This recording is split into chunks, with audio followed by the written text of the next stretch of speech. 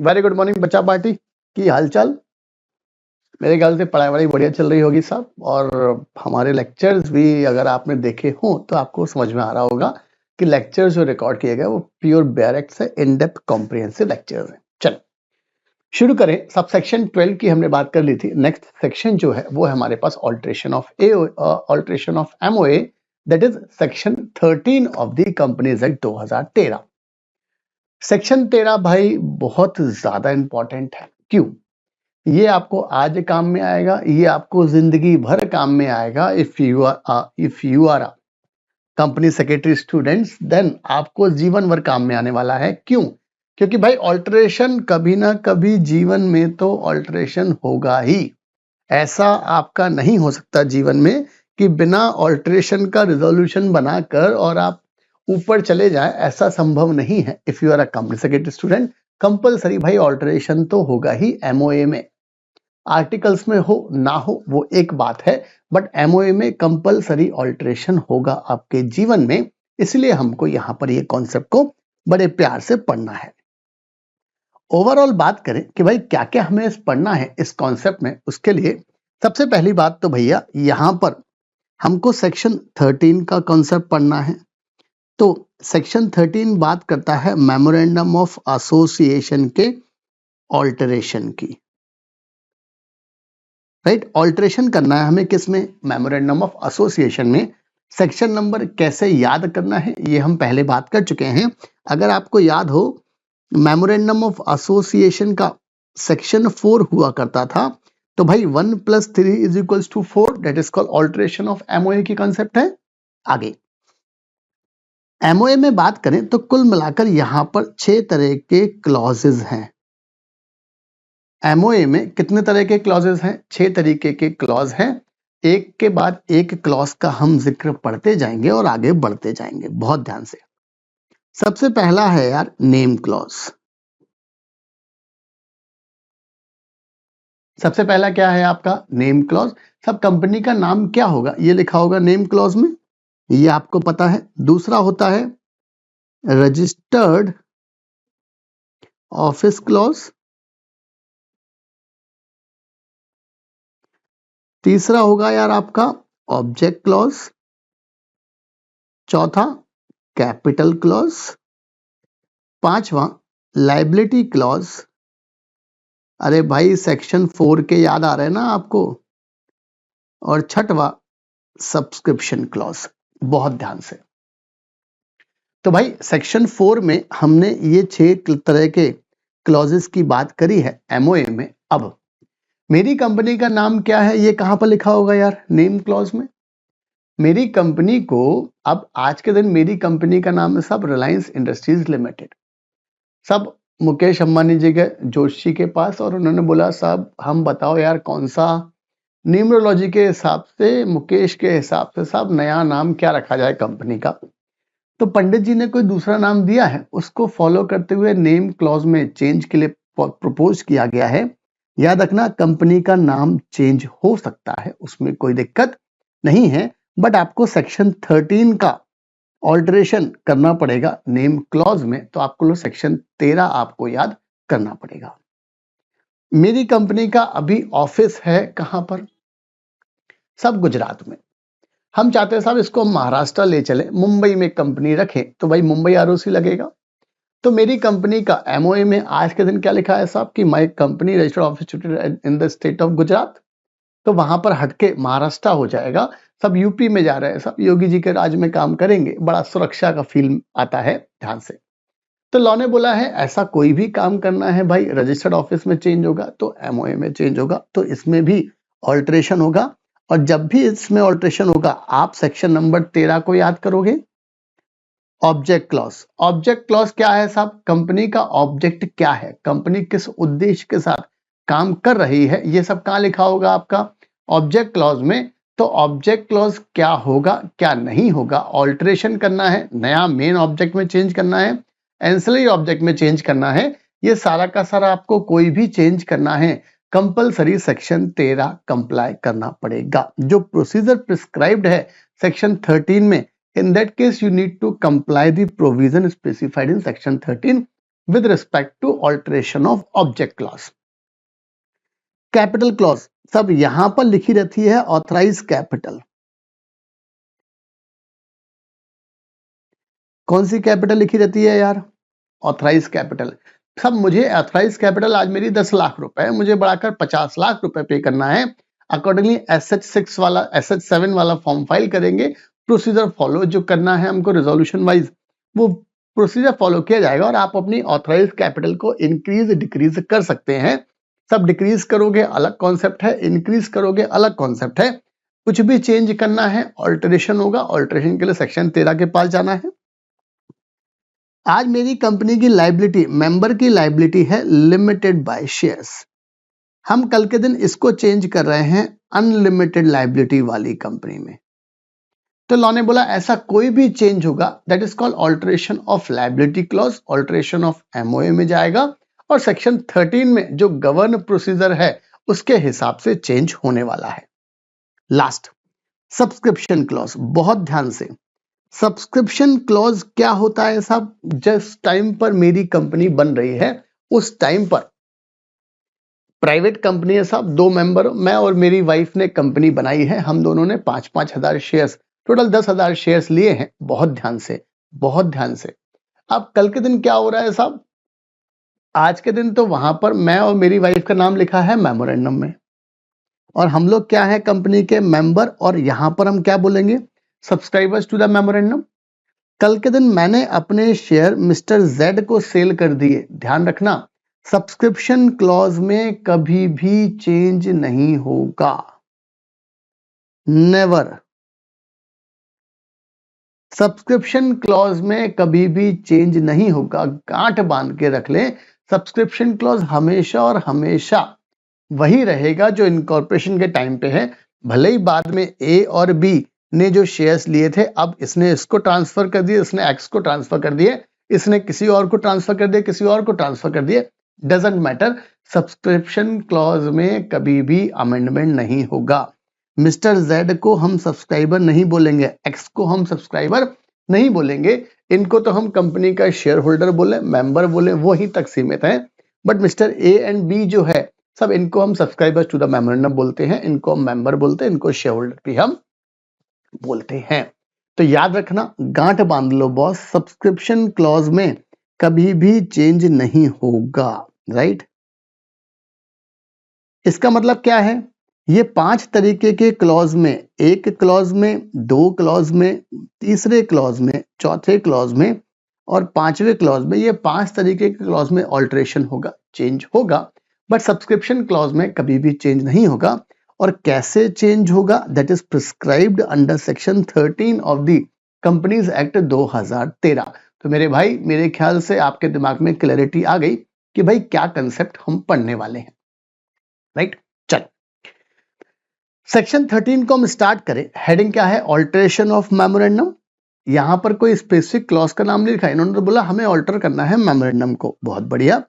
Overall बात करें यार, सब सेक्शन 1 से लेकर 11 तक है। इसका मतलब सेक्शन 13 में सब सेक्शन कितने हमारे पास? टोटल 11 सब सेक्शन है, और जिसमें से कुछ सेक्शन बहुत ज्यादा, सब सेक्शन बहुत ज्यादा इंपॉर्टेंट है, और कुछ आपके sub section normal sub section है, बेसिक थ्योरेटिकल प्रोविजन होने वाले हैं। ठीक है, तो हम ये पढ़ लेंगे सब 11 सब सेक्शन पढ़ लेंगे तो सेक्शन 13 हमारा कंप्लीट हो जाएगा ना। क्योंकि भाई बहुत जगह लिखा है एज मे बी प्रिस्क्राइब्ड, और आपको पता है ये शाश्वत सत्य है कि जहां जहां एज मे बी प्रिस्क्राइब्ड लिखा हो, in that case you need to refer the rules. और यहां पर 3 तरह के रूल कवर है, रूल नंबर 30, रूल नंबर 31 और रूल नंबर 32। तो भाई अगर हम देखा जाए तो हमको बहुत छोटा सेक्शन नहीं है। सेक्शन 13 में 11 तो हमारे पास सब सेक्शन है और 3 रूल है, 30, 31, 32, राइट? तो मेरे ख्याल से आपको समझ में आ गया कि भाई क्लैरिटी क्या होने वाली है। तो यहां तक आपको ये बेसिक फ्रेमवर्क समझ में आ गया कि भाई लॉ में क्या क्या कॉन्सेप्ट है, किस तरीके से हमें बात करनी है, ओवरऑल कंसेप्ट क्या होगा, क्या हमारी अप्रोच होगी पढ़ने की, तो वो आपको समझ में आ चुका है। जो भी हम पढ़ रहे हैं पूरा का पूरा बेयर टेक्स्ट है। हमें इंटरप्रिटेशन निकालना सीखना है कि भाई किस तरीके से how we interpret the law. Law जो बनाया गया है साहब लोगों के द्वारा, बहुत सारे उन्नत पढ़े लिखे लोगों के द्वारा उसको हमें किस तरीके से इंटरप्रीट करना है वो हमें सबसेक्शन में पढ़ना पड़ेगा। चले भाई, रूल की बात करें, 3 तरह के रूल हैं। रूल 30 है, रूल 31 है और रूल 32 है। रूल 30 काय के लिए है? Change of registered office from one state और union territory to another state, मतलब एक स्टेट से दूसरे स्टेट में जा रहे हैं। आज हमारी कंपनी गुजरात में है, हम कल के दिन यूपी ले जा रहे हैं अपनी कंपनी। अरे भाई यूपी में क्यों? टैलेंट बहुत है यूपी में यार, इसलिए हम कंपनी शिफ्ट कर रहे हैं, वो भी कम पैसे में। Rule number 31, certified copy of central government, central government का ऑर्डर रहेगा, उसकी सर्टिफाइड कॉपी के लिए जिक्र रूल 31 में है पूरा का पूरा। और अगर मुझे ऑब्जेक्ट में चेंज करना, जिसके लिए मैंने पैसा रेज करा था थ्रू प्रोस्पेक्टस, तो रूल 30, रूल 31, रूल 32 अलग अलग चीजों की बात करता है जो आपको ध्यान में रखनी है। राइट, चलो तो भाई शुरू करें कहानी अपनी सबसेक्शन 1 से। क्या बोल रहा है वो? Save as provided in section 61, मतलब सबसेक्शन 1 क्या बोल रहा है कि भाई 61 में जो लिखा है उसको भी आपको ध्यान में रखना है। अ कंपनी में, क्या लिखा है वर्ड? अ कंपनी में बाय स्पेशल रिजोल्यूशन, आपको क्या पास करना पड़ेगा? Special resolution. भैया स्पेशल रिजोल्यूशन मतलब जितने भी मेंबर आए हैं कंपनी की मीटिंग में, उसमें से 75% वोट फेवर में डालें, इन दैट केस हमारा स्पेशल रिजोल्यूशन पास हो जाता है। And after complying the procedure specified in this section, जो सेक्शन में कंप्लाइंस है वो आपको कंप्लाई करना है। आप मेमोरेंडम के प्रोविजंस को चेंजेस कर सकते हैं। तो मेरे ख्याल से 13 सेक्शन 13 सब सेक्शन 1 में ये पूरा का पूरा क्लैरिटी है कि भाई ये कॉन्सेप्ट किस चीज का है। ये कॉन्सेप्ट किस चीज का है? ये बोल रहा है कि भाई अगर आपको if your company wants to change the MOA of the company, if a company wants to change the MOA, in that case they need to remain the section 61, and along with they need to pass the special resolution to alter the provision of memorandum. तो यहां तक मेरे ख्याल से concept clear है। अब यहां पर वर्ड क्या लिखा है यार? में। इसका मतलब सब जरूरी नहीं है कि SR ही पास करना पड़े, क्योंकि हम अलग अलग कॉन्सेप्ट में बात करेंगे। 5 तरह के क्लॉजेज में चेंज होगा, तो हर क्लॉज में थोड़ी ना SR पास होगा, राइट? किसी में OR पास से भी काम चलेगा, आगे जब आएगा तब बात करेंगे। फिलहाल सबसेक्शन 1 में सिर्फ और सिर्फ यही लिखा है कि भाई कंपनी चेंज कर सकती है, you need to pass the special resolution, accordingly change हो जाएगा। चल अब subsection 2, any change in the name of a company, ये बात कर रहा है। सबसेक्शन 2 बात कर रहा है नेम क्लॉज में ऑल्टरेशन की।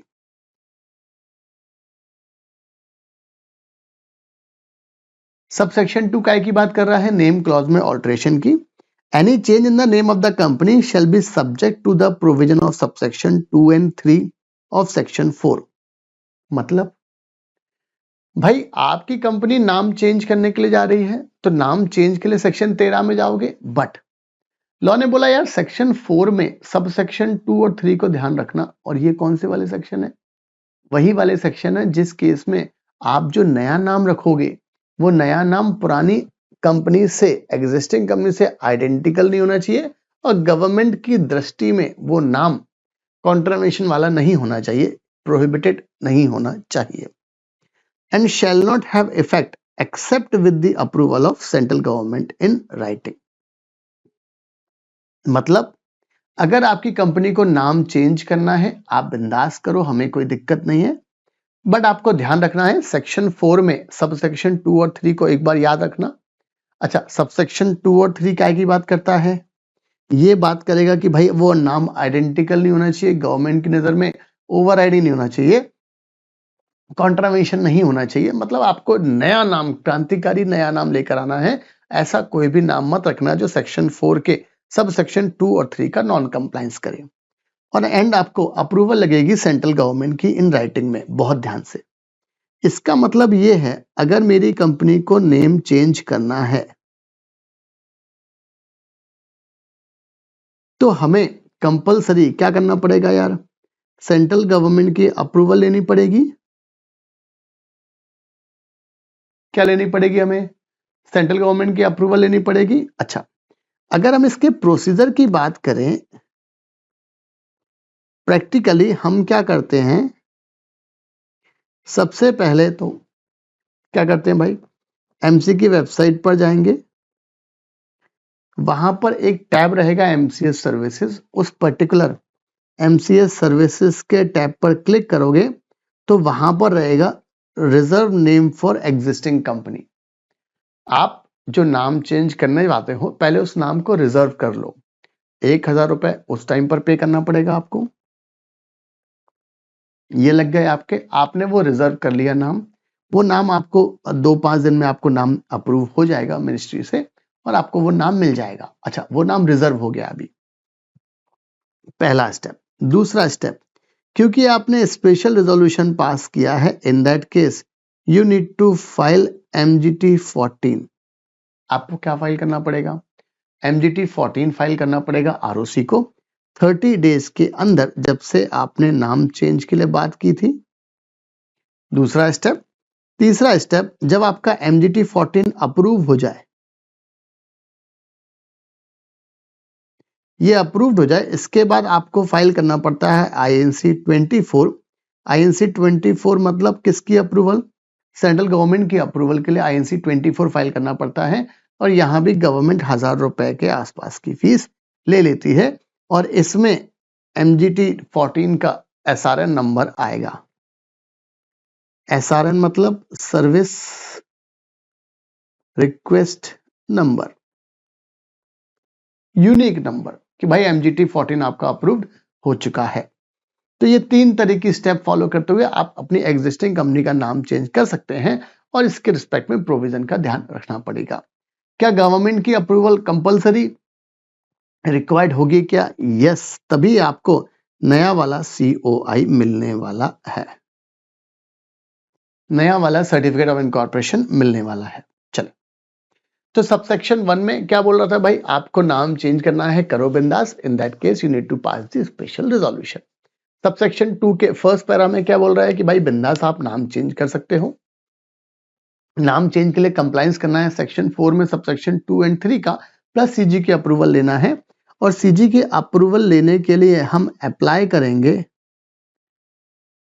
Apply in form number INC 24, incorporation 24 वाला फॉर्म है। प्रोवाइडेड दैट अगर आपको कंपनी के स्टेटस में चेंज करना है, then no central government approval. मतलब अगर आपको, अरे भाई आपको प्राइवेट कंपनी को, आपकी कंपनी कौन सी है यार? आपकी कंपनी है भैया प्राइवेट कंपनी, आप इसको कन्वर्ट कर रहे हो पब्लिक कंपनी में। पहले हमारी कंपनी का नाम था ABC प्राइवेट लिमिटेड, अब हमारी कंपनी का नाम क्या होगा यार? ABC limited. तो लॉ ने बोला नाम में चेंज हुआ क्या ना?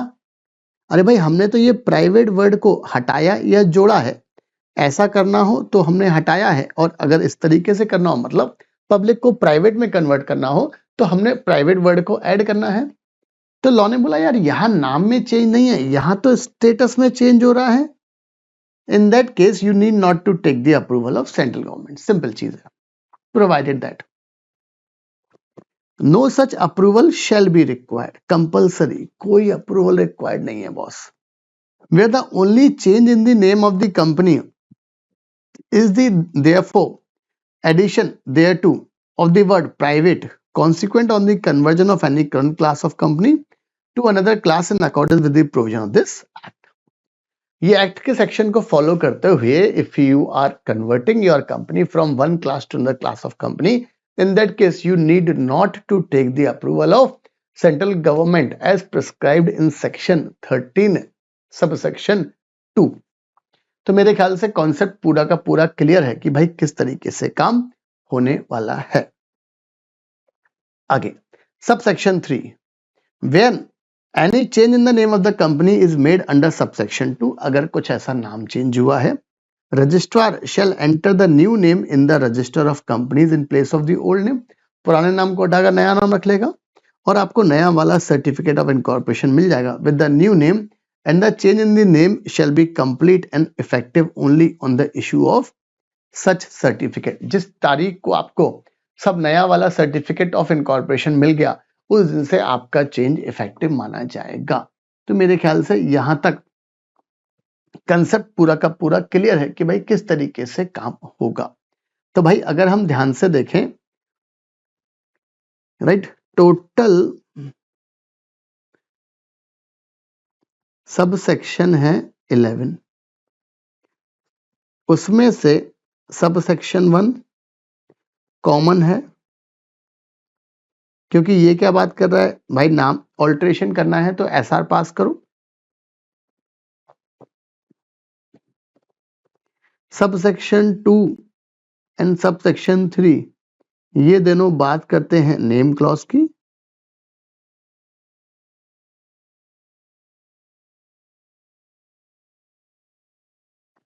सब सेक्शन 2 और 3 क्या की बात करते हैं, नेम क्लॉज ऑल्ट्रेशन की। Subsection 4 the alteration of the memorandum relating to the place of registered office. अब अगर ध्यान से देखें, ये रजिस्टर्ड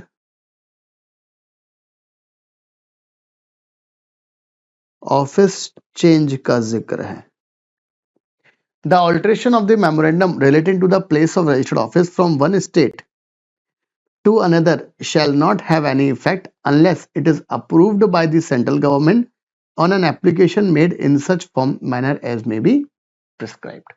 मतलब अगर आपको एक स्टेट से दूसरे स्टेट में जाना है, भैया रूल 30 फॉलो करना पड़ेगा, और एक स्टेट से दूसरे स्टेट में जाने के लिए in that case you need to take the approval of central government, compulsory government की अप्रूवल लेनी पड़ेगी, उसके बिना काम नहीं बनेगा।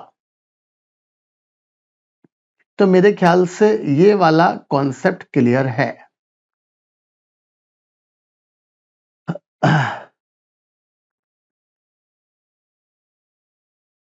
राइट, यहां तक पूरा का पूरा कॉन्सेप्ट क्लियर है सब सेक्शन 4 का कि भाई the alteration of the MOA related to the place of registered office एक स्टेट से दूसरे स्टेट में unless it is approve by the central government, central government की अप्रूवल कंपलसरी चाहिए पड़ेगी। आगे rule 30 shifting of registered office from one state और union territory to another state.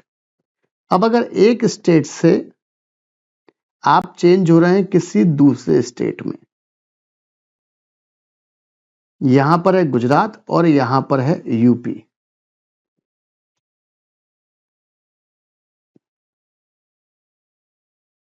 Gujarat and आपका यूपी का हो गया। An application under subsection 4 of section 13 for the purpose of seeking approval for alteration of memorandum with regard to change of place of registered office from one state to another or union territory। अगर आपकी company का आप एक state से दूसरे state जाना चाहते हो, राइट, तो लॉ ने बोला आप फाइल करो सेंट्रल गवर्नमेंट को in form number INC 23 along with the fee and shall be accompanied by the following documents namely। बहुत ध्यान से, फिर आपको सेंट्रल गवर्नमेंट की अप्रूवल लेनी पड़ेगी और सेंट्रल गवर्नमेंट की अप्रूवल लेने के लिए आपको फाइल करना पड़ेगा INC 23। बहुत ध्यान से, नेम क्लॉज में भी सेंट्रल गवर्नमेंट की अप्रूवल लेनी पड़ती, बट वहां पर फॉर्म कौन सा है, INC 24, और यहां पर फॉर्म कौन सा है यार, INC 23। अलग अलग क्लॉजेस है, अलग अलग इफेक्ट है, इसलिए वहां पर अलग अलग फॉर्म का यूज है। साथ में आपको ये डॉक्यूमेंट भी फाइल करने पड़ेंगे। A copy of memorandum of association with proposed alteration, copy of हम लिख दें यहां पर न्यू मेमोरेंडम ऑफ एसोसिएशन देनी है आपको एक कॉपी, राइट। अब क्योंकि एसआर पास होगा, एसआर पास होगा तो जनरल मीटिंग बुलाओगे, तो जनरल मीटिंग के लिए उसके मिनट्स बनेंगे, minutes of general meeting at which the resolution authorising such alteration was passed giving details of the number of vote cast in favor or against the resolution। ये आपको check करना है, right, कि भाई जनरल मीटिंग के minutes देखो आप, उसमें चेक करो a copy of board resolution, power of attorney और the executive vakalatnama as the case में भी वो आपको देना है, बीआर की कॉपी देना है,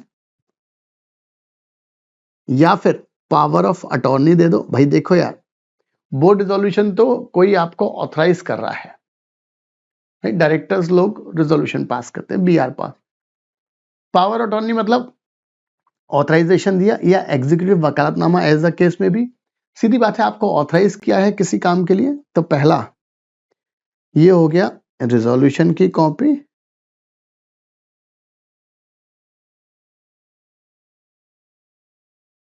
करेक्ट। ये हो गया आपका बीआर, पीओए, एग्जीक्यूटेड वकालतनामा, ये दे दो आप, राइट। ये पॉइंट इंपॉर्टेंट है। अब ये तो हमने क्या बात करी यार, रूल 30 का सब रूल 1 की बात करी,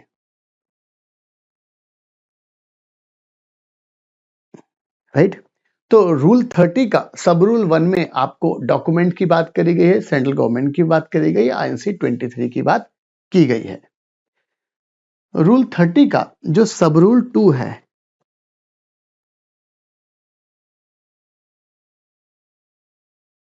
there shall be attached to the application a list of creditors. अब बहुत ध्यान से भाई, आपकी कंपनी का ऑफिस शिफ्ट हो रहा है, पहले आप गुजरात में थे, अब आप यूपी जा रहे हो। पहले आप गुजरात में राजकोट में थे, अब आप यूपी में कानपुर में जा रहे हैं। शिफ्ट हो रहे हैं, पूरा शिफ्ट हो रहे हैं, तो अब क्या होगा भाई, तो लॉ ने बोला यार किसको दिक्कत है, कंपनी को दिक्कत है क्या ना, शेयर होल्डर को दिक्कत है क्या, वो तो खुद ही अप्रूव कर रहे हैं। डेटर्स को दिक्कत है क्या, वो तो बोलेंगे अच्छी बात है, बहुत दूर चले जाओ। दिक्कत किसको होगी यार, जिसने पैसा कंपनी को दिया है, तो दिक्कत होगी भैया क्रेडिटर्स को। तो लॉ ने क्या बोला, जो आप एप्लीकेशन फाइल करोगे, कौन सी वाली, INC 23 वाली, ये एप्लीकेशन में आपको अटैच करना है list of creditors and debenture holder. 2 लोगों की आपको लिस्ट बनाना है, पूरी की पूरी कंप्लीट लिस्ट, ये लिस्ट को आपको अटैच करना है। अच्छा, इन्होंने पैसा दिया है कंपनी को, ये कब तक आपको कितनी पुरानी लिस्ट बनेगी, तो लॉ ने बोला याद रखना, जिस दिन एप्लीकेशन फाइल कर रहे हो ना, उसके 1 महीने पुरानी ज्यादा नहीं होना चाहिए। से फॉर एग्जांपल 16 जनवरी 2026 को आप एप्लीकेशन फाइल कर रहे हो, तो लॉ ने बोला लिस्ट 15/12/2025 इस ड्यूरेशन के बीच की बनी हो, इससे ज्यादा पुरानी लिस्ट का हमारे पास कोई काम नहीं है यार। Setting fourth the following details, namely the name and address of every creditor debenture holder of the company. क्या क्या लिखना है आपको, नाम क्या है इनका, एड्रेस क्या है हर क्रेडिटर का, हर डिबेंचर होल्डर का इस लिस्ट में, the nature and the respective amount due to them in respect of date, claim और लायबिलिटी। कितना किसका पैसा ड्यू है कंपनी के प्रति, वो अमाउंट बताओ, और किस नेचर का पैसा है वो बताना है। Provided that the list of creditors debenture holders accompanied by declaration signed by the company secretary of the company if any, and not less than 2 directors of the company, one of whom shall be the MD, where there is one stating that। मतलब law ने सिर्फ ये नहीं बोला कि भाई सिर्फ list देनी है, प्रोफेशनल सर्टिफिकेशन कराया, तो वो कंपनी सेक्रेटरी जब साइन करेगा ना, तो वो खुद चेक करेगा कि भाई क्रेडिटर्स के नाम पूरे के पूरे हैं कि नहीं है, और कंपनी सेक्रेटरी करेगा साइन, उस लिस्ट को 2 डायरेक्टर साइन करेंगे, जिसमें एक एमडी होगा और एक normal director, one of whom shall be the MD where there is one stating that, कि उन्होंने, ये लोग सर्टिफाई क्या करेंगे कि भाई जो लिस्ट दी गई ना वो पूरी है। They have made a full inquiry into the affairs of the company, having done so have concluded that the list of creditors are correct। List जो दी गई है वो परफेक्ट है, and the estimated value is given in the list of debt claim payable on a contingency। मतलब अगर contingent claim भी है creditors का, अरे भाई झगड़ा चल रहा है, कंपनी ने रॉ मटेरियल मंगाया क्रेडिटर से, क्रेडिटर साहब ने रॉ मटेरियल दिया, बाद में पता पड़ा रॉ मटेरियल थर्ड क्लास का था। कंपनी ने केस फाइल कर दिया, 10 लाख रुपए का केस है साहब, कोर्ट में चल रहा है। कंपनी को लगता है कि शायद हमारे ऊपर लायबिलिटी आ जाएगी, कॉन्टिजेंट क्लेम है। क्यों लायबिलिटी आ जाएगी भाई? क्योंकि क्रेडिटर ने शर्त लगाई थी कि भाई महीने भर में वापस कर देना, अगर माल खराब लगे तो तुमने 6 महीने में वापस करने की बात कर रहे हो, तो इनको लग रहा है कि ये हार जाएंगे। Not ascertain or proper estimate of the value of such debt or claim, there is no other debt or claim against the company to their knowledge. इनको बोलना पड़ेगा कि सर जो ये अमाउंट लिखा है ना क्रेडिटर्स का, वो पूरा का पूरा सही है। अगर हम ध्यान से देखें, ये वाला पॉइंट सिर्फ और सिर्फ क्रेडिटर्स की बात कर रहा है। क्या की बात कर रहा है? क्रेडिटर्स की। Second point, no employee shall be retrenched as a consequences of shifting of a registered office from one state to another state, and also there shall be application filed by the company to the chief secretary of the concerned state government or the union territory.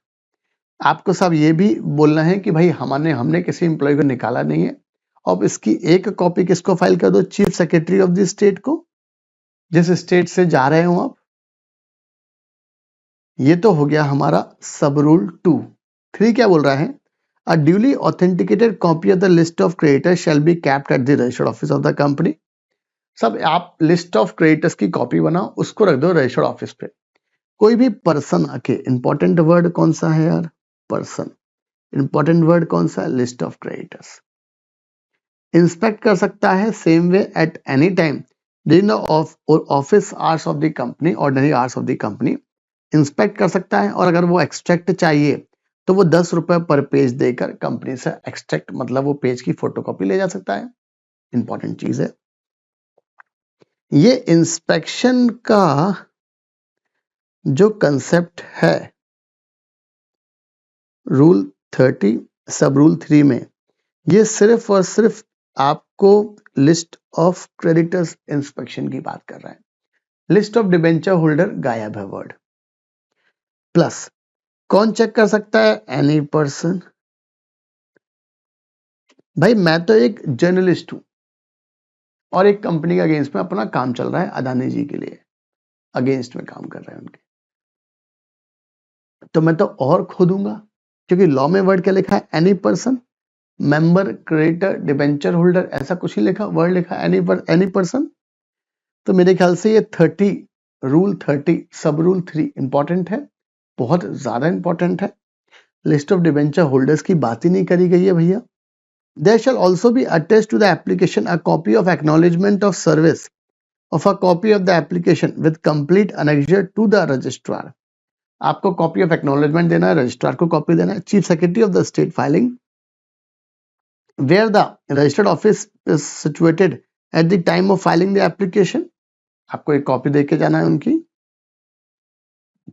The company shall not more than 30 days before the date of filing an application in INC 23, मतलब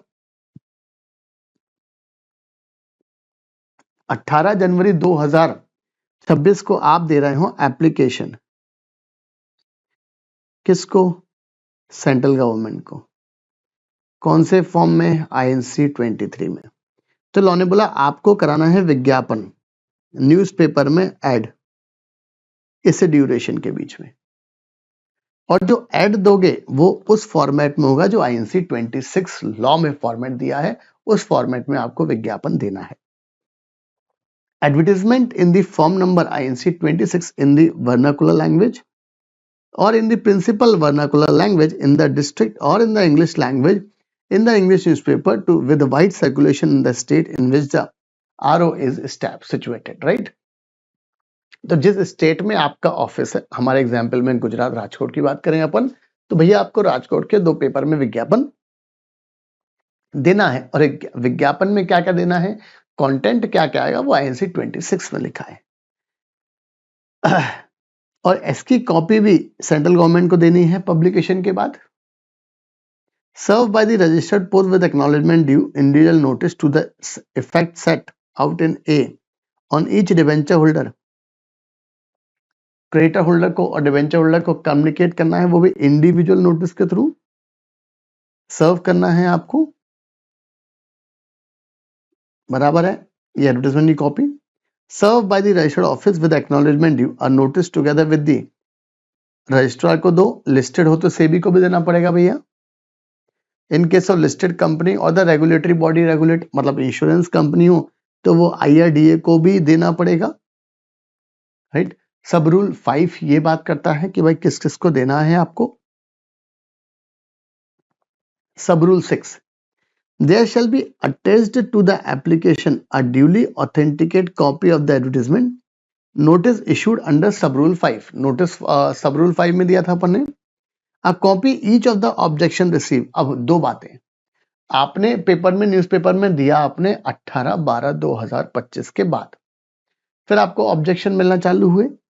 a copy each of the objection receive by the applicant, जो भी आपको objection मिले हैं tablet form में देना है। Details of the response along with the counter response from the company received either in electronic mode और physical mode in response to the advertisement और notice issued under sub rule 5। फिर आपको एक tabular form में बनाना है कि भाई ये हमने INC 26 वाला एडवर्टाइजमेंट दिया था, इसके रिस्पॉन्स में ये इंक्वायरी आई है। ये पॉइंट होगा कब, जब ऑब्जेक्शन रिसीव्ड होगा।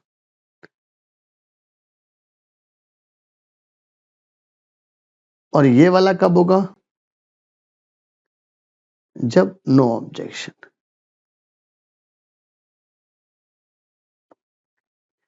Where no objection has been received from any person in response to the advertisement or notice under sub rule 5 or otherwise the application may be put up for order without hearing and the order either approving or rejecting the application shall be passed within 15 days of the receipt of the application।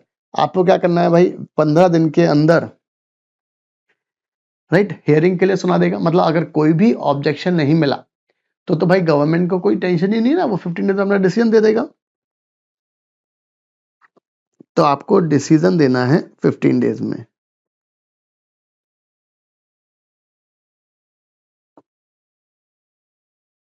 Correct. ये है आपका sub rule 7। Where an objection is received, अगर objection मिला तो central government सुनेगा उनको, as required direct करेगा company को कि भाई अफिडेविट फाइल कर कि आपस में आपने कोई बातचीत करी है, कहीं कंसेंसस पे पहुंचे हो क्या। Upon executing which the central government shall pass, और अगर ऐसा हो गया तो सेंट्रल गवर्नमेंट फिर 60 दिन में अपना ऑर्डर दे देगा।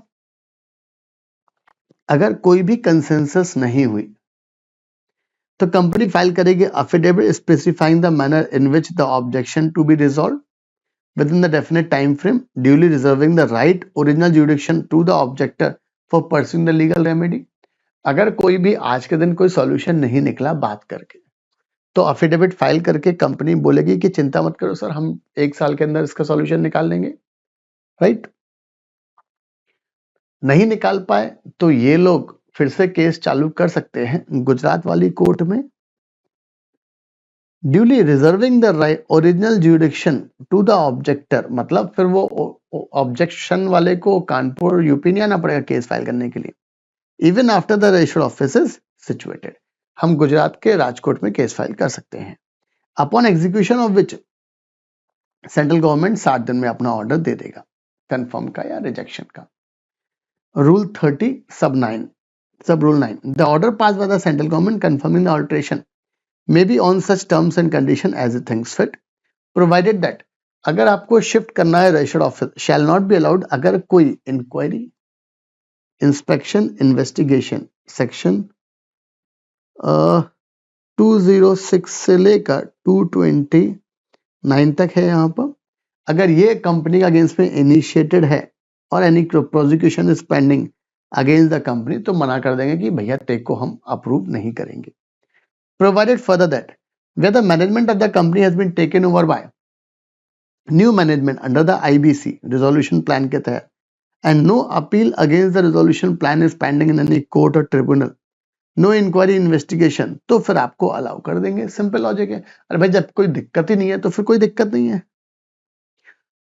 सब rule 10, on completion of such inquiry investigation as a inquiry inspection investigation as a consequences of which no prosecution is start or no prosecution is pending, shifting of register office allow कर देंगे, right. ये एक simple concept है हमारे सामने, और खासकर से 13 में सब सेक्शन 4 का रूल 30 बहुत काम का है। मेरे ख्याल से यहां तक कॉन्सेप्ट पूरा का पूरा क्लियर है।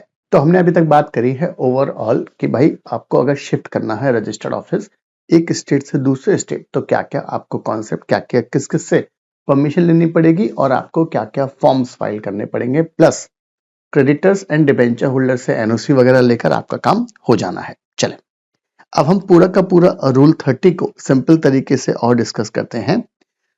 Rule 30, shifting of registered office from one state और union territory to another state और यूनियन टेरिटरी, एक स्टेट से दूसरे स्टेट में शिफ्ट करना है। हमने ऑलरेडी बेयर एक्ट की बात कर ली है। सिंप्लीफाइड बात करें तो inter shifting of registered office always involves alteration of MOA. जब भी अगर आप स्टेट के बाहर जाओगे 110% एमओए का situation clause registered office clause में ऑल्टरेशन होगा and approval of central government required होगी। This is the highest level of registered office shifting.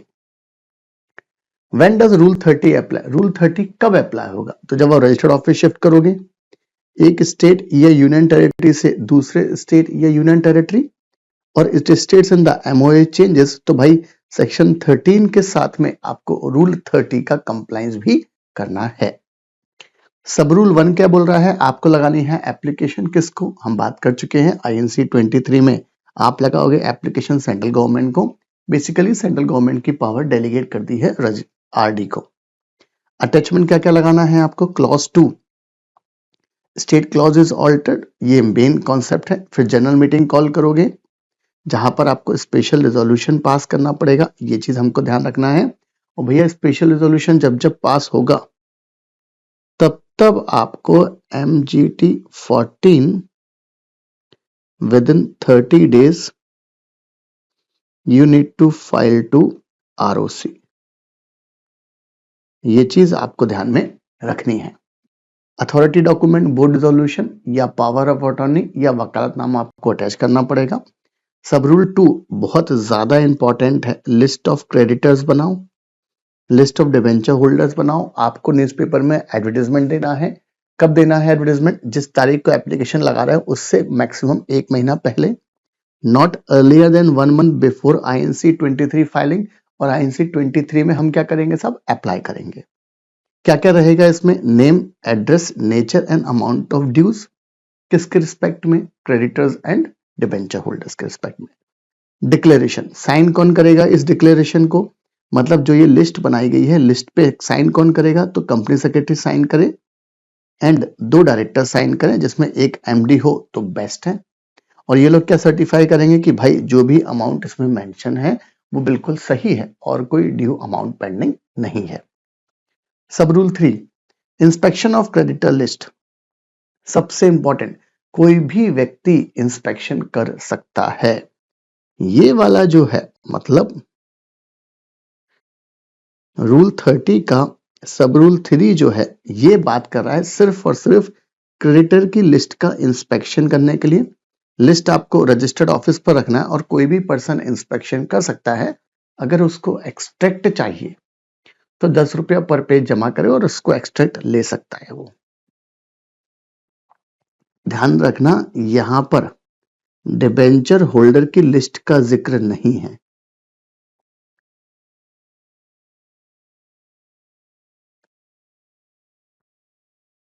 Right, यहां पर डिबेंचर होल्डर की लिस्ट का जिक्र नहीं है, सिर्फ और सिर्फ क्रेडिटर की लिस्ट का है। Sub rule 4, service of application. Company must attach acknowledgement of service of complete application to ROC and chief secretary of the state और union territory proof of transparency देना पड़ेगा कि भाई उन्होंने प्रॉपरली फाइलिंग की है, सारी की सारी कंप्लायंस की है।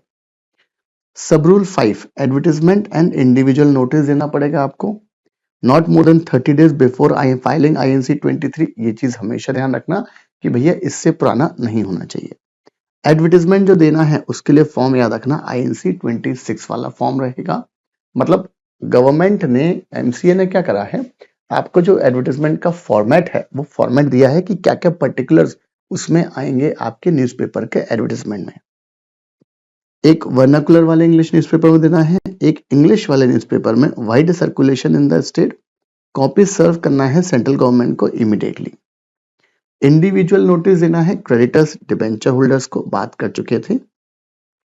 Notice to authorities, listed company है तो भाई सेबी को भी दोगे, और अगर सेक्टर स्पेसिफिक लिस्टेड कंपनी है, इंश्योरेंस कंपनी है तो IRDA वगैरह को भी जाना है।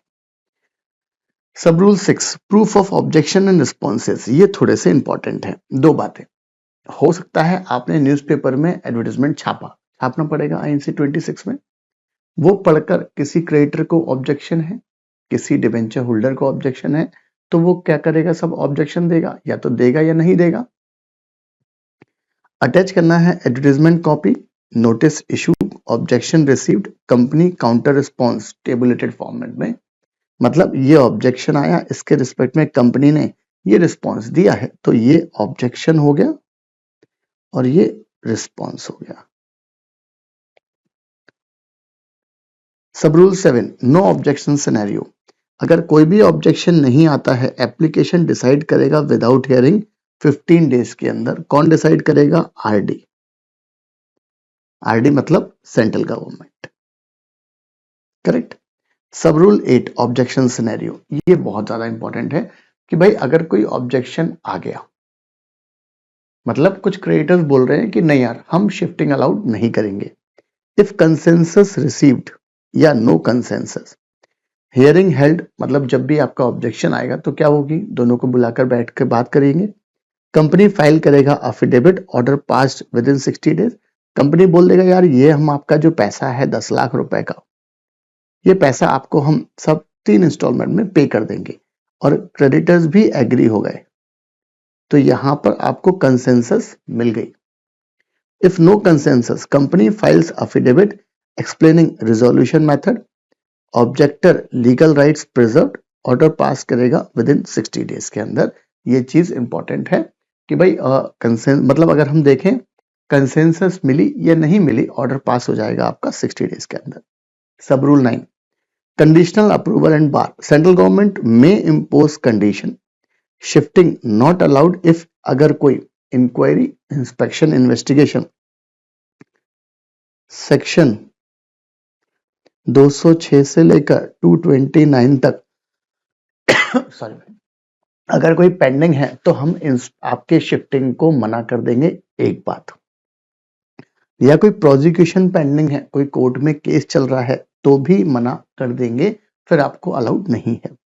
एक्सेप्शन, अगर IBC में केस चल रहा है और वहां पर रिजोल्यूशन प्लान क्या हो गया है, न्यू मैनेजमेंट है अंडर IBC, कोई दिक्कत नहीं है, कोई भी अपील पेंडिंग नहीं है, ना ही कोई इंक्वायरी प्रोसिक्यूशन चल रहा है, तो कोई दिक्कत नहीं है, शिफ्टिंग में be allowed. Sub rule 10, post clearance permission, once inquiry investigation completed, no prosecution held, shifting आपको अलाउ कर दी जाएगी। तो ओवरऑल ये हमारे पास रूल कौन सा है यार, 30। सबसेक्शन कौन सा है बॉस, 4 के साथ अपन ने बात करी है ओवरऑल। चलो अब आएगा इंपॉर्टेंट सबसेक्शन 5। तो मेरे ख्याल से यहां तक कॉन्सेप्ट क्लियर है कि भाई क्या क्या कॉन्सेप्ट होने वाला है, ये चीज हमारे लिए काम की है। अब सेंट्रल गवर्नमेंट आपकी एप्लीकेशन सबसेक्शन 4 वाली रूल 30 के साथ में डिस्पोज ऑफ कर देगा कितने दिन के अंदर, मैक्सिमम 60 डेज के अंदर। ये हमने बात कर चुके हैं कि भाई ऑब्जेक्शन आया, कंसेंसस हुआ नहीं हुआ, तो 60 दिन के अंदर, अगर कोई भी ऑब्जेक्शन नहीं आया तो 15 डेज में कंप्लीट होना है आपकी एप्लीकेशन। तो ये बात कर रहा है कि भाई सेंट्रल गवर्नमेंट 60 दिन में आपकी एप्लीकेशन को डिस्पोज ऑफ कर देगा, राइट। एक बात, before passing it's order may satisfy itself that the alteration has been consent of the creditor, but जब भी वो अगर कोई फेवर में रिजोल्यूशन पास करेगा, कौन, सेंट्रल गवर्नमेंट, तो फिर उसको देखना पड़ेगा कि भाई कंसेंट ऑफ क्रेडिटर्स मिल गई नहीं मिल गई। debenture holders, other persons concerned with the company, that the sufficient provision has been made by the company either for the discharge of all its debts obligation or that adequate security has been provided for such discharge. Subsection 5 क्या बोल रहा है?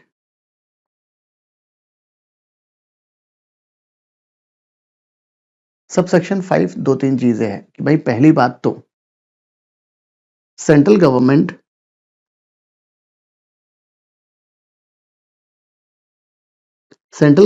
अपना order देगा 60 days के अंदर। Central government अपना order कितने दिन के अंदर देगा? 60 दिन के अंदर। But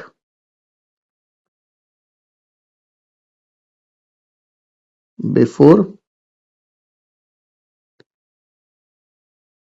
issue of order central government ensure करेगा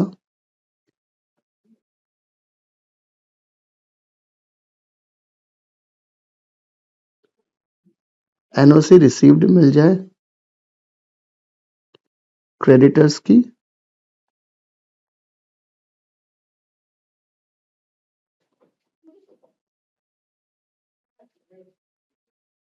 डिबेंचर होल्डर्स की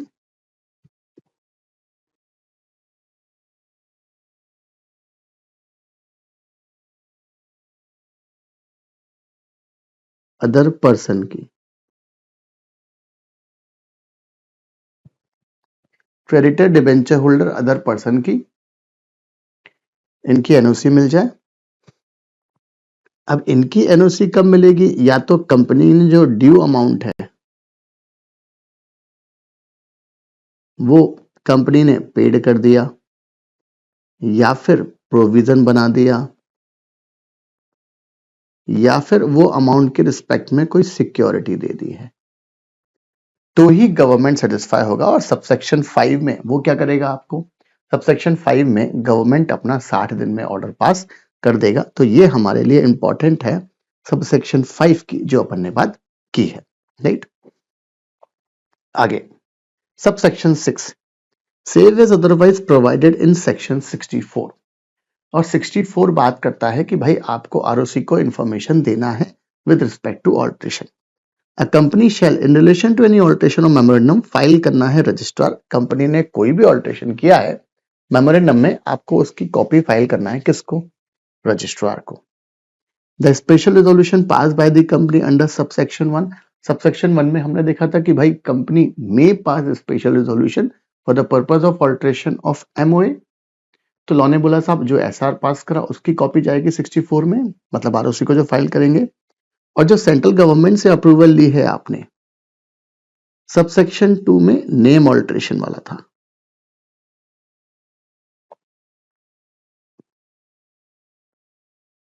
अरे भाई सबसेक्शन 2 और 3 स्पेसिफिक नेम क्लॉज ऑल्ट्रेशन की बात करता है। इफ द ये लिखा है if the alteration involves the alteration of name clause, right. ये चीज आपको ध्यान में रखनी है। तो ये कौन सा है यार हमारे पास? सबसेक्शन 6। तो सबसेक्शन 6 क्या बात कर रहा है?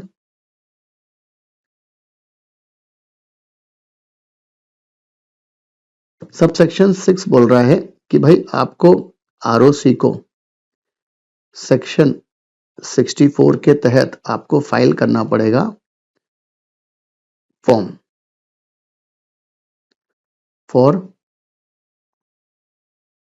Alteration of MOA. तो आपको सबसेक्शन 1 वाला जो स्पेशल रेजोल्यूशन पास करा उसकी कॉपी फाइल करना पड़ेगा, और सब सेक्शन 2 वाला जो सेंट्रल गवर्नमेंट का ऑर्डर आया है for the purpose of name clause alteration वो भी फाइल करना पड़ेगा। चलो ये यहां पर सिस्टम हुआ हमारा सबसेक्शन 6 का। Subsection 7 where an alteration of the memorandum results in the transfer of registered office of a company from one state to another। ये बात करी गई है सब सेक्शन 4 में। अगर ऑल्ट्रेशन होता है किसका? एक स्टेट से दूसरे स्टेट में, तो मेमोरेंडम में अ सर्टिफाइड कॉपी जो भी गवर्नमेंट की कॉपी मिली है अप्रूविंग द ऑल्ट्रेशन मतलब कंपनी के फेवर में दिया है,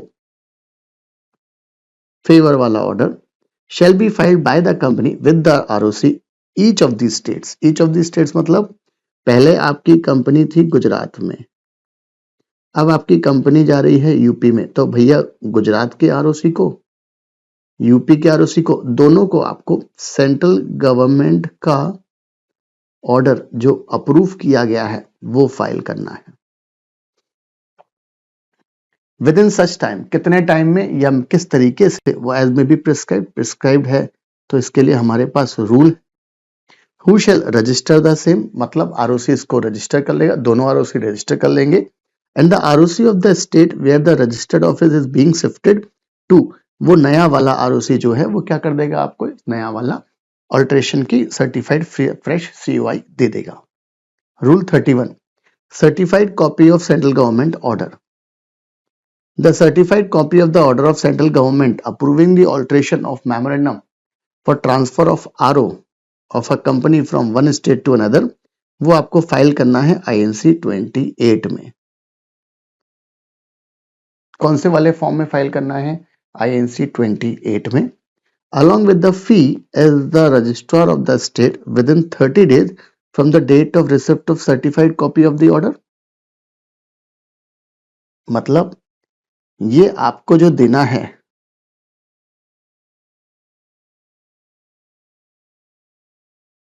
राइट, ये आपको जो देना है सेंट्रल गवर्नमेंट की कॉपी, ये देना है आपको फॉर्म INC 28 में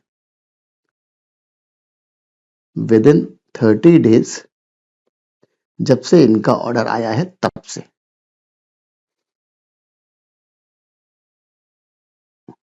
ठीक है, कौन से वाले आरओसी को देना है, इस आरओसी को दोगे और इस आरओसी को दोगे। अच्छा, ये आपका ओल्ड आरओसी है और ये आपका न्यू आरओसी है। तो नया वाला आरओसी क्या करेगा, ये मिलने के बाद आपको फ्रेश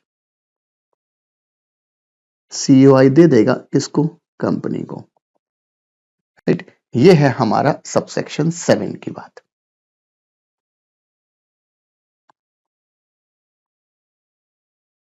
करेक्ट। तो सबसेक्शन 7 क्या बोल रहा है कि भाई अगर कोई भी ऑल्ट्रेशन हुआ है और वो रजिस्टर्ड ऑफिस के रिस्पेक्ट में है और उस ऑल्ट्रेशन से हमारा एमओए चेंज होता है, तो लॉ ने बोला आपको क्या करना है, सिंपल, जो कॉपी है गवर्नमेंट ऑर्डर देगा 60 दिन के अंदर, 60 दिन के बाद आपको कॉपी मिल गई, तो कंपनी क्या करेगा, वो फाइल करेगा दोनों स्टेट को, 2 स्टेट्स, एक तो गुजरात वाले को हमारे एग्जाम्पल में और एक यूपी वाले को, कानपुर आरओसी को। आपने फाइल कर दिया, तो जो नया वाला आरओसी है जहां पर शिफ्ट हो रहे हो आप फाइनली, यूपी आरओसी, वो आपको नया वाला फ्रेश सीओआई दे देगा। और जो सेंट्रल गवर्नमेंट का ऑर्डर है वो फाइल करना है INC 28 वाले फॉर्मेट में। ये लिखा है रूल 31 में। Correct. The certified copy of the order of central government approving the alteration of memorandum for transfer of RO of the company from one state to another file करना है INC 28 में।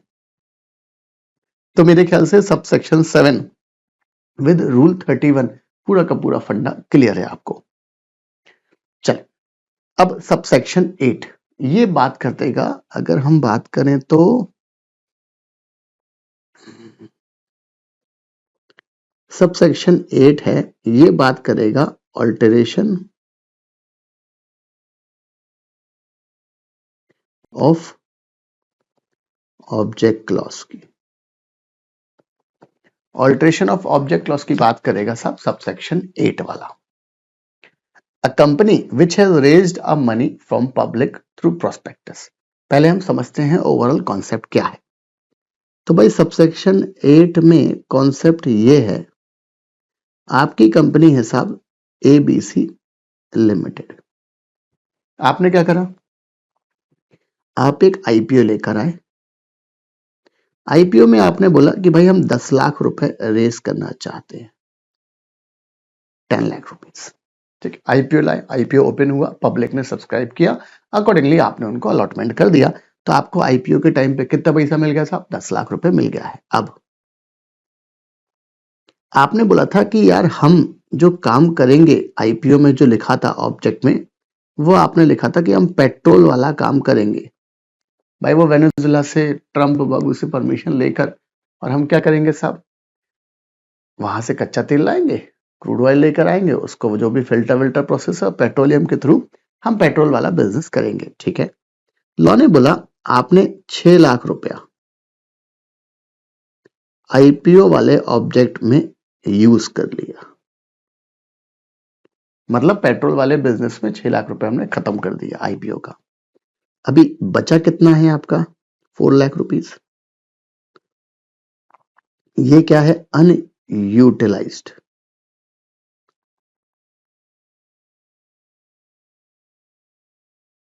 Unutilise amount कितना है भाई? 4 लाख रुपए।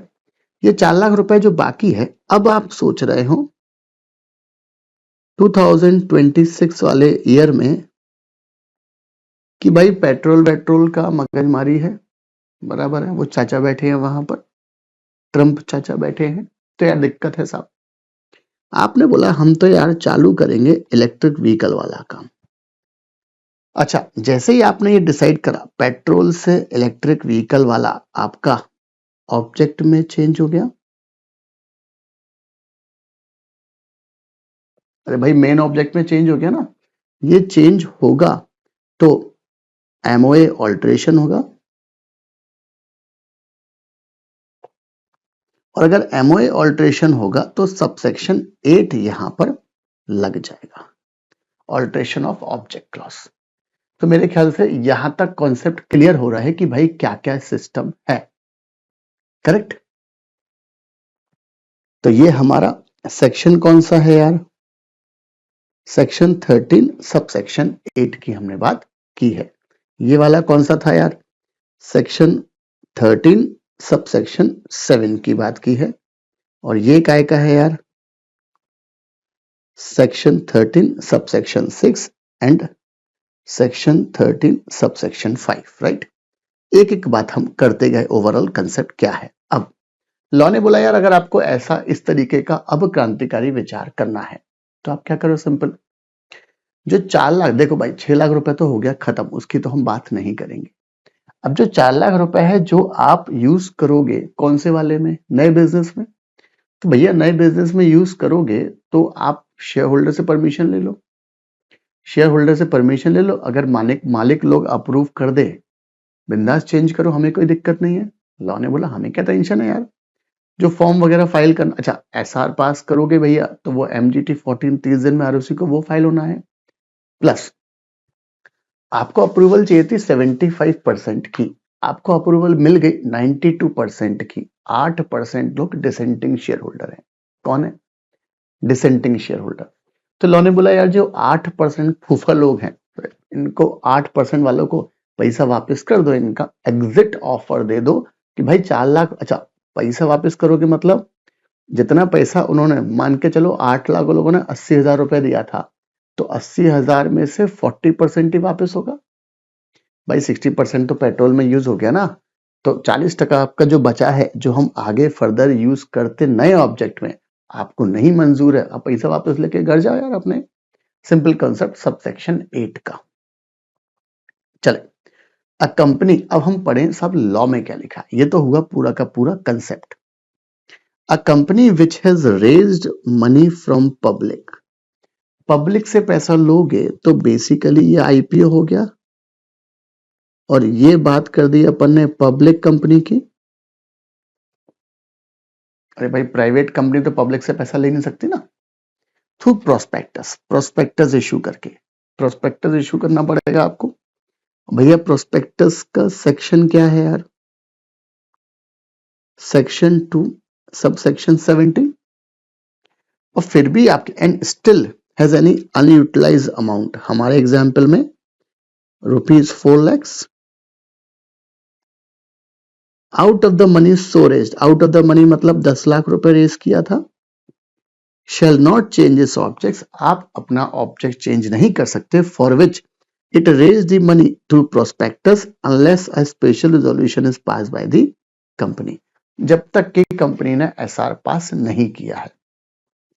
मेरे ख्याल से आपको समझ में आ रहा है सबसेक्शन 8 का कॉन्सेप्ट कि भाई कंसेप्ट क्या होने वाला है। And The details as may be prescribed in respect of the such resolution shall also be published in the newspaper.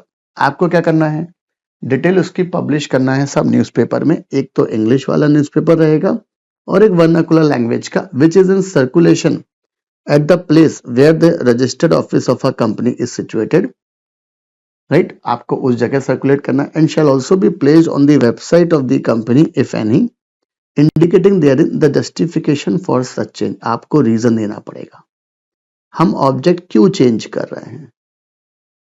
हम क्या बोलेंगे, यार वो ट्रम्प चाचा हैं वो परेशान करते हैं साहब, तो ग्लोबल अनसर्टेनिटी है इस पर्टिकुलर सेक्टर में, इसलिए हम क्या कर रहे हैं साहब, अपना ऑब्जेक्ट चेंज कर रहे हैं। आगे जो डिसेंटिंग शेयर होल्डर है, डिसेंटिंग शेयर होल्डर मतलब नॉट, जिन्होंने कंसेंट स्पेशल रिजोल्यूशन में कंसेंट नहीं दी है, राइट। जो लोग स्पेशल रिजोल्यूशन में जिन्होंने अगेंस्ट में वोट डाला है, या हम बोले सब अगेंस्ट में वोट डाला है,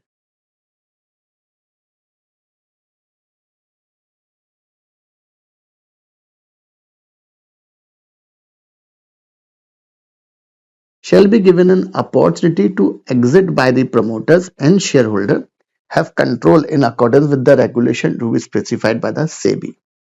भाई सेबी तो लिखा रहेगा ना, क्योंकि आईपीओ है। चले, तो जो डिसेंटिंग शेयर होल्डर है उनको अपॉर्चुनिटी देनी पड़ेगी एग्जिट ऑप्शन। कौन देगा यार, by the promoter and share holder having in control, मतलब सीधी बात है वो लोग उनके शेयर परचेज कर लेंगे, तभी तो एग्जिट ऑप्शन है, कोई डायरेक्ट थोड़ा लेकर आएंगे। मतलब एग्जिट ऑप्शन जो है वो किस तरीके से होगा साहब, प्रमोटर या जो शेयर होल्डर कंट्रोल रखते हैं कंपनी पर, उसके हिसाब से सेबी का आपको कंसेप्ट फॉलो करना पड़ेगा। Rule 32, change of object for which money is raised through prospectus, right. अब रूल 32 में थोड़ा सा और स्पेसिफिक बताया है, ध्यान से। Where the company has raised money from public, अगर कंपनी ने पैसा रेज किया है पब्लिक से, क्या इशू करके, प्रोस्पेक्टस इशू करके, and has any unutilized amount out of the money so raised, it shall not change the object for which the money so raised is to be applied unless a special resolution is passed through postal ballot। आपको special resolution पास करना पड़ेगा postal ballot से। Postal ballot का जिक्र section 110 है। अरे भाई section 110 पढ़ेंगे ना यार, सब आएगा उसमें, राइट। मतलब पोस्टल बैलेट का मतलब हम ये क्यों यूज करते हैं भाई, ये सेक्शन 110 का उद्देश्य क्या है, to take the approval of maximum share holder. अरे भाई हर शेयर होल्डर बंबई जाकर आपकी ईजीएम अटेंड नहीं कर सकता, तो सेक्शन 110 ने आपको एक मौका दिया, उपाय दिया। क्या दिया भाई, कि भाई सबके घर पे चिट्ठी भेज दो, उस चिट्ठी पर आदमी फेवर या अगेंस्ट, सारे के सारी चिट्ठियों को कलेक्ट करो, देखो यार फेवर में पास हुआ, अगेंस्ट में पास हुआ, अकॉर्डिंगली आपका पोस्टल बैलेट के थ्रू रिजोल्यूशन पास होगा। सेक्शन 110 में है ये। And the notice in respect of the resolution for alteration the object shall contain the following। जो नोटिस इश्यू करोगे आप ऑल्ट्रेशन ऑफ ऑब्जेक्ट का, मतलब स्पेशल रिजोल्यूशन पास करने के लिए जो नोटिस दिया जाएगा आपने, उस नोटिस में क्या क्या लिखोगे, कितना पैसा रेज किया था, 10 लाख रुपए हमारे एग्जाम्पल में। टोटल मनी यूटिलाइज्ड, हमने कितना यूज कर लिया भाई, 6 लाख रुपए पेट्रोल के ऑब्जेक्ट में। For the object stated in the prospectus, ये चीज है। The unutilised amount out of the money so raised through prospectus, कितना है यार, 4 लाख रुपए, कितना है, 4 lakh rupees. The particulars of the proposed alteration, हम चालू कर रहे हैं इलेक्ट्रिक व्हीकल वाला काम, चार्जिंग स्टेशन लगाएंगे, सब बहुत सारे काम करेंगे। या change in the object, justification reason देंगे भाई, ग्लोबल अनसर्टेनिटी कि भाई बहुत दिक्कतें हैं चाचा के चक्कर में। The amount propose to be utilize for the sum 4 lakh रुपए तो हम वो यूज करेंगे ही, प्लस और भी एडिशनल फंडिंग लेकर आएंगे, हम वो अमाउंट यूज करेंगे, 40 करोड़ रुपए यूज करेंगे साहब हम। The estimated financial impact of the propose alteration, आप जो कर रहे हो उससे क्या होगा साहब, इम्पैक्ट क्या पड़ेगा। No doubt first year second year में थोड़ा स्लो डाउन रहेगा, बट क्योंकि मोदी जी सब लोग लगे हैं साहब इसको प्रोत्साहन देने के लिए, ईवी करो ईवी करो ईवी करो, तो धीमे धीमे बढ़ेगा future. The other relevant information which is necessary for the members to take an informed decisions on the proposed resolution, सब और कोई मुद्दा है वो भी आपको शेयर होल्डर को बताना पड़ेगा ताकि वो डिसीजन जो ले पाए वो मैच्योर डिसीजन ले पाए। Thus place from where any interested person may obtain a copy of the notice of the resolution, और अगर किसी इंटरेस्टेड पर्सन को, मतलब ये हो गया आपका न्यू पर्सन,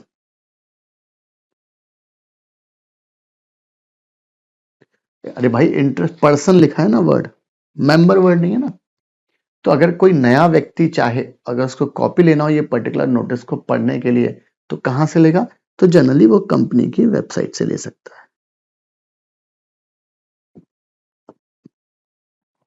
कंपनी की वेबसाइट से आपको ये ऑप्शन मिल जाएगा। The advertisement giving details of each resolution is to be passed for change in object which shall be published simultaneously with the dispatch of postal ballot notice to shareholder। और आपको जो resolution का वो आपको विज्ञापन भी छापना पड़ेगा, to be change for changes publish करना पड़ेगा। जैसे आपने पोस्टल नोटिस डिस्पैच करा हाथों हाथ सेम डेट पे आपको एडवर्टाइजमेंट देना पड़ेगा। The notice shall also be placed on the website of the company, और ये तो अपन ने पहले ही बोला है कि भाई कंपनी की वेबसाइट पर ये नोटिस रहता है, हर कंपनी की वेबसाइट पर नोटिस रहता है। तो ये हमारा कौन सा वाला रूल है यार, रूल नंबर 32 सबसेक्शन 8 के साथ में। तो सबसेक्शन 8 प्लस रूल 32 का हमने जिक्र पढ़ा है कि भाई ओवरऑल कंसेप्ट क्या होने वाला है, राइट। बहुत ध्यान से इंपॉर्टेंट कॉन्सेप्ट है, सेक्शन 13 लॉ में बेहद इंपॉर्टेंट सेक्शन है। चले आगे, सबसेक्शन 9। अब सबसेक्शन 9, 10, 11 ये प्योर थ्योरेटिकल कॉन्सेप्ट है। The registrar shall register any alteration of memorandum. अच्छा, इसका मतलब जो आपने सेक्शन 64 में ऑल्ट्रेशन ऑफ एमओए की इंफॉर्मेशन जो दी है, जानकारी जो दी है आरओसी को, with respect to object of the company certify the registration within a period of 30 days from the date of filing of special resolution. वो आपको क्या करना पड़ेगा, आपको सर्टिफाई करना पड़ेगा सबसेक्शन के इन accordance with clause A of subsection 6 of this subsection, right. वो आपको 30 दिन में, मतलब जब से स्पेशल रिजोल्यूशन पास करा कॉपी फाइल करो सर्टिफाई हो जाएगा। Subsection 10, no alteration made under this section shall have any effect unless it has been registered in accordance with the provision of this section. इसका मतलब ये है, ये बोल रहे हैं भाई आपने नेम क्लॉज में ऑल्टरेशन करा, अभी तक हमने क्या दिया, आपने रजिस्टर्ड ऑफिस में चेंज करा, आपने ऑब्जेक्ट क्लॉज में चेंज करा, कैपिटल क्लॉज में चेंज करोगे सेक्शन 61 के हिसाब से, राइट। ये 4 आपने कर लिए, और 5वां क्या है यार, लायबिलिटी क्लॉज।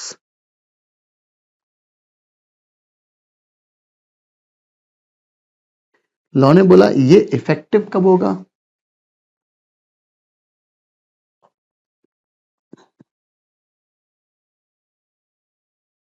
जब आरओसी ने रजिस्टर कर लिया, जब उसने अपने आप पे रजिस्टर्ड कर लिया तब वो इफेक्टिव होने वाला है। ये चीज इंपॉर्टेंट है। ये कौन सा है यार, सेक्शन 13 का sub section 10। Any alteration of the memorandum in respect of company limited by guarantee and not having a share capital permitting to give any person a right to participate in the divisible profit of the company otherwise than as a member as a void। अच्छा, ये subsection 11 क्या बोल रहा है,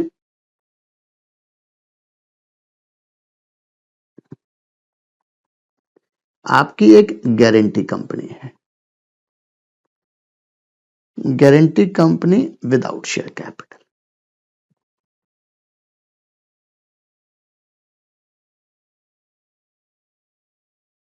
अब आपकी company जो है वो guarantee company without share capital वाली कंपनी है।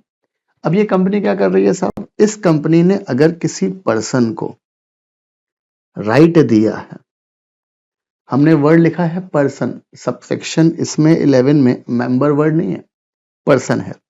अगर आपने किसी पर्सन को राइट दिया है to take profit in, to take profit मतलब प्रॉफिट में से वो हिस्सा ले सकता है, तो लॉ ने बोला ऐसा कोई भी राइट दिया है तो इसका इफेक्ट क्या होगा यार, वॉइड।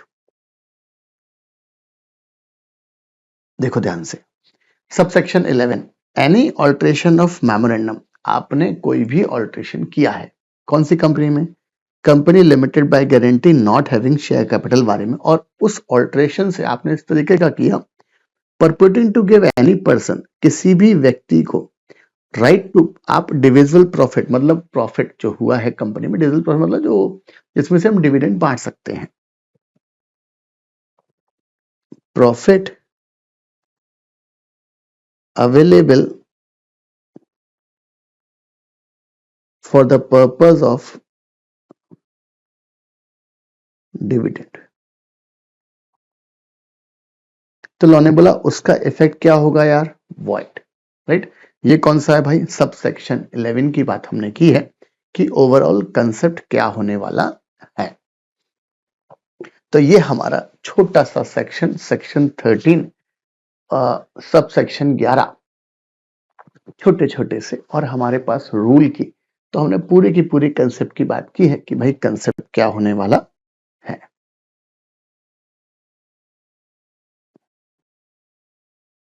राइट, तो ये हमारा सेक्शन 13, 11 तो इसमें सबसेक्शन देखे हैं हमने, और 3 तरह के रूल देखे हैं, 30, 31, 32।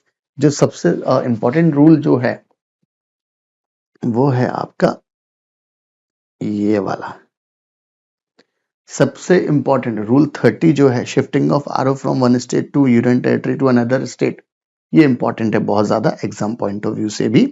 तो ये हमारा ओवरऑल सेक्शन 13 का जिक्र था जो हमने बात की है।